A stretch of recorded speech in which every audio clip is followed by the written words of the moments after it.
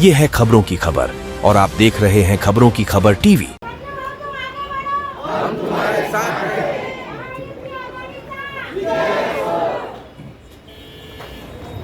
झालं? अरे संजय माहौल से साथ तुम आगे बढ़ो। हम तुम्हारे साथ हैं।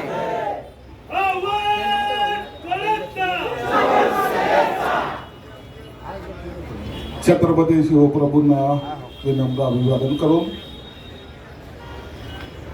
घटनेचे शिल्पकार डॉक्टर बाबासाहेब आंबेडकरांना मानवंदना. ज्यांनी हा महाराष्ट्र घडवण्यामध्ये किंवा या देशाला एक आगळा वेगळा विचार दिला ते शिवसेना प्रमुख माननीय बाळासाहेब ठाकरे यांना मानवंदना.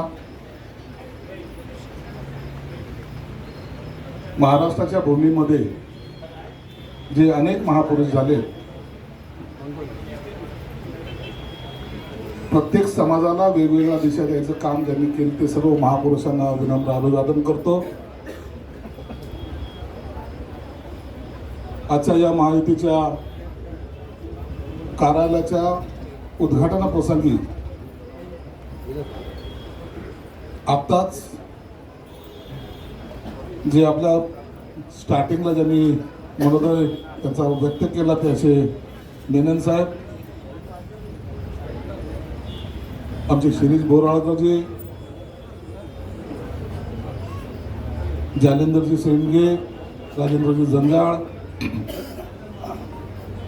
व्यासपीठावरील सर्वच मान्यवर. आता सर्वांची नावं घेतली तर मग भाषण करायला टाइम कमी मिळेल. युपी मधून आलेले आमचे मित्र,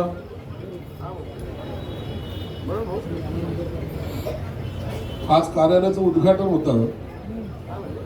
शिरीषजी, मी नम्रपणे सांगू इच्छितो, यातील एकालाही मी फोन केलेला नाही.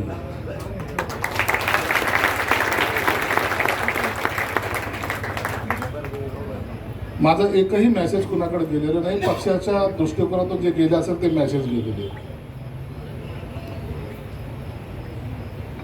हा आनंद मला यामुळे मिळतो. मी तर बोललोच नाही, परंतु कार्यकर्त्याची जी रीग आली. आता तुम्ही आताही पाहताय, महिला भगिनी आमच्या येत आहेत. आणखी नाही, कार्यक्रम संपल्यानंतर सुद्धा काही येतील. माझे सर्व सहकारी मित्र आहेत, त्यांनी सुद्धा हे निवडणूक ही आपली आहे, स्वतःची आहे, माझी आहे, माझ्यासाठी मी लढतोय. आणि जेव्हा माझी निवडणूक आहे तर मला काम करायचं ही जेव्हा भावना मनामध्ये तयार होते, त्या टायमाला आमच्या या मुलीचं गळ्यातून आवाज येतो, जोरात घोषणा सुद्धा देते. हे सांगावं लागत नाही, हे मुळामध्ये असावं लागतं. जे निर्माण शिवसेना प्रमुख बाळासाहेब ठाकरेंनी प्रत्येकाच्या रगरगामध्ये केलंय, जे आम्हाला शिकवलं, जी शिकवण दिली, त्या शिकवणीचा हा परिणाम आहे. तुम्ही सर्वजण या ठिकाणी आलेले आहात. काही लोकांना तर आता आजकाल वाईट काही वाटतं बाबा. जेव्हा आम्ही शिवसेनेत काम करत होतो त्या पण त्यांचा जन्मही झाला नव्हता, ते आजकाल बोलायला लागले. ते आम्हाला शिवसेनेशी आणतात. अरे बापरे, अरे थांब रे राजा, 3च महिने झालेत. अरे पोराला चालायला 1 वर्ष लागतं, तू आणखी 3च महिन्याचा आहेस ना.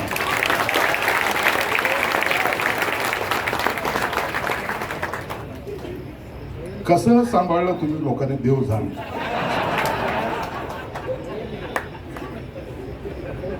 तुझा पायगुण चांगला हे मला नक्की आहे, पण गेल्या वेळेला सुद्धा त्याच वेळेला असं झालं होतं, त्यांनी बंडखोरीचा फॉर्म भरला होता.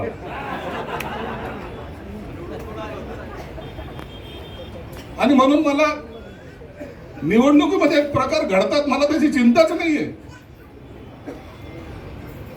चाललं. परवा दिवशी मी एका ठिकाणी असं पत्रकार मित्र माझे बसले, त्यांना सांगितलं तिकीट आता वाटत नाहीये, तिकीट हे विकल्या जातात. एक काळ असा होता, मी पहिल्यांदा निवडणुकीच्या तिकिटासाठी शिवसेना प्रमुखाकडे गेलो होतो. माझ्या विरोधामध्ये अनेक मोठे मान्यवर होते. मी मुद्दाम तुम्हाला हे सगळं चर्चा यासाठी सांगतो की तुमच्या डोक्यामध्ये हे जे लोक काही भूत भरवतात ना ते निघलं पाहिजे. मी 10 वर्ष नगरसेवक होतो, सभागृह नेता होतो, आता विधानसभा लढायची. मातोश्री हे आमचं मंदिर, माझ्यासारखे अनेक जण महाराष्ट्रातले तिथं होते. एकेकाचा नंबर चाललाय, हा चाललाय, तो चाललाय, तो चाललाय, आणि साहेब निर्णय घेत होते, विचार करत नव्हते. समोर आला कॅन्डिडेट, त्यांना 3-4 जण 5 जण इच्छुक असले, हे तुझं झालं, तुझा कामाला.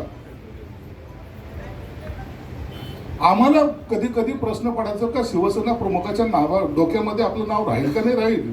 तर जात म्हणले पण एबी फॉर्म कुठे.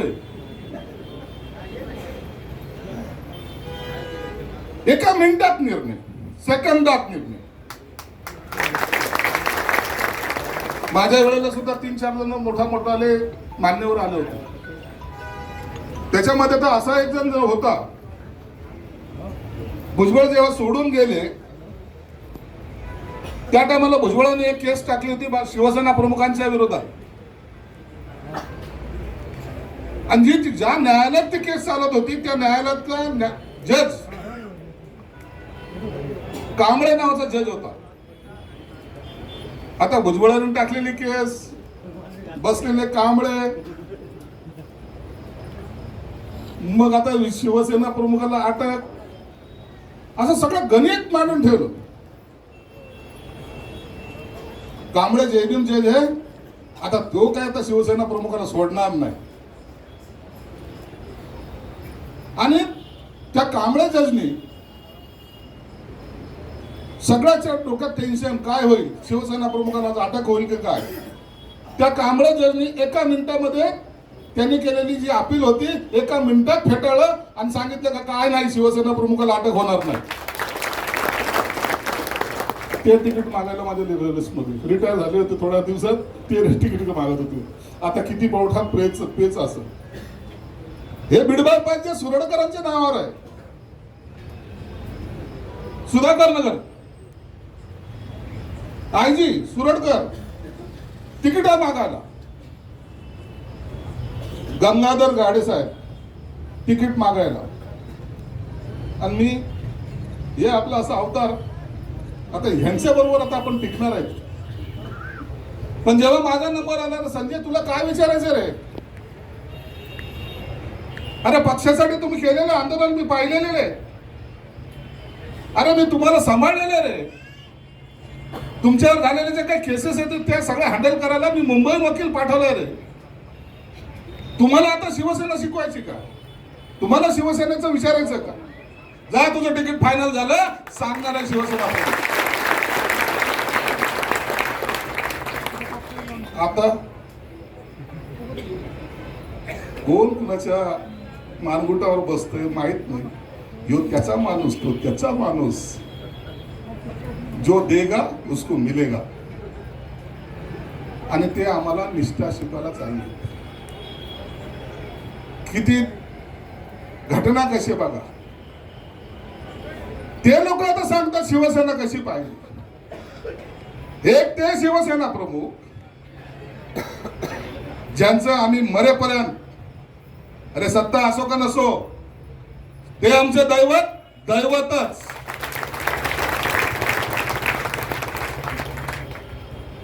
आणि आता एक दैवत इकडे पटरीच्या पलीकडे बसलं, एक दैवत ते शिवाजी महाराजांच्या बाजूलाच बसले. दोघांच्या मध्ये शिवाजी महाराज ते म्हणतात हे दोघं आजूबाजूला कशाला रे बांधला. निष्ठा कशाला म्हणतात ते आम्हाला आता त्यांच्याकडून का शिकायचं. म्हणून ही निवडणूक जी आहे ना, ही निवडणूक तुमची स्वतःची आहे, माझी नाहीच आहे. माझी नाही निवडणूक, ही माझ्या कार्यकर्त्याची निवडणूक आहे, या युतीची निवडणूक आहे.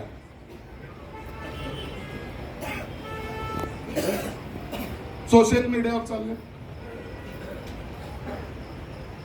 ठीक सांगता, फिक्स आहे का एखादं भिंतीला तुझं फोटो लावून टाक ना, कशाला तरी फिक्स का करतो. आमदार हा फिक्स नसावा. आमदार हा चालता बोलता असावा.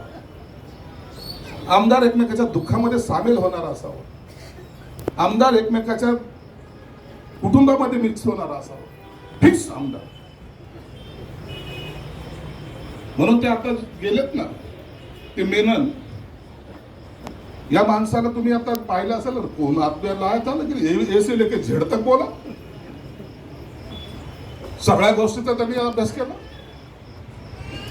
प्रचारक म्हणून त्यांनी काम केलेलं आयुष्यभर. जेव्हा मी पहिल्यांदा भेटलो त्यांनी सांगितलं, साहेब देशामध्ये मी एकेका स्टेटमध्ये 4-4 चक्र मारलेले आहेत. आता तो गेले हैदराबादून तिकडे जायचंय. केरळचा माणूस आहे. पुन्हा प्रचार करून उद्या संध्याकाळी ते येणार आहे. फार आता सर्वांनी थांब सांगितल्यानंतर करोनाच्या नंतर त्यांनी आत्ता लग्न आयुष्य घातलं. आयुष्य. आणि मग ही निवडणूक ते सोशल मीडिया येतं. तुम्हाला पहिल्यांदा विनंती, तुम्हाला त्या सोशल मीडियाच्या भानगडीत जाऊ नका तुम्ही. मी कधीच व्हॉट्सअप पाहत नाही. तेच ते चेहरे पाहिजे, तेच ते काम पाहिजे. फिक्स. तो म्हणतो इकडून फिक्स, तो म्हणतो तिकडून फिक्स. एकाने तर काय कोणती यात्राच काढली होती. हे असा फिरला ते असा राऊंड मारला, कुठे गेला माहित नाहीच पडला.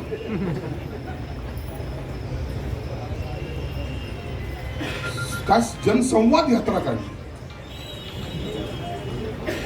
बरं यात्रेमध्ये बोलतात काय त्यांनाच माहित नाही.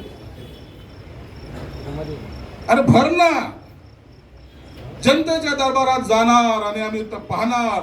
या आमदाराला गाडल्याशिवाय आम्ही राहणार नाही.